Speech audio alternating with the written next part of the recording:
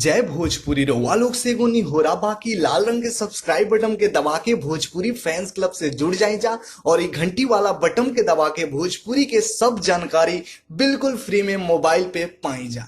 रउआ सब भोजपुरिया श्रोतागण के हम जीजी तिवारी जी भोजपुरी फैंस क्लब के माध्यम से प्रणाम करतानी। आशा करतानी कि आप लोग बहुत बढ़िया हो। खमजा भैया लोग आप लोग की रिपोर्ट में बतावे जा रहा बानी कि आप लोग के पता बा के भोजपुरी के सुपरस्टार अदाकारा काजल राघवानी के आज जन्मदिन है। जी हाँ भैया, भोजपुरी के सब कलाकार भोजपुरी इंडस्ट्री से जुड़ल हर एक लोग इनका के बधाई दे रहा बा। इनकर फैन भी इनका के हैप्पी बर्थडे बोल रहा बड़े, बधाई दे रहा बड़े। आप लोग भी नहीं जा दिले तो वीडियो के नीचे कमेंट सेक्शन में जरूर दे दें। लेकिन खास बात का बा कि आप लोग के पता बा कि जब केहू के बर्थडे रहेला तो उनका के गिफ्ट दिया जाला, लेकिन अक्सर इहे होला। लेकिन आप लोग के बता दी कि भोजपुरी में काजल राघवानी बल्कि भोजपुरी के दुगो सुपरस्टार से गिफ्ट नहीं खिले बल्कि वो लोग के गिफ्ट दे दिले बाड़ी। जी हाँ भैया, आप लोग को बता दी कि भोजपुरी सुपरस्टार अदाकारा काजल राघवानी पवन सिंह और खेसारी लाल यादव जी का अपना बर्थडे के दिन एक गिफ्ट दिले बाड़ी। जी हाँ भैया, गिफ्ट ई बा कि खेसारी लाल यादव और काजल राघवानी के सुपर हिट सॉन्ग सरसों के सगिया जौन की 163 मिलियन, जी हाँ भैया 163 मिलियन व्यू क्रॉस हो गई बा काजल राघवानी के आज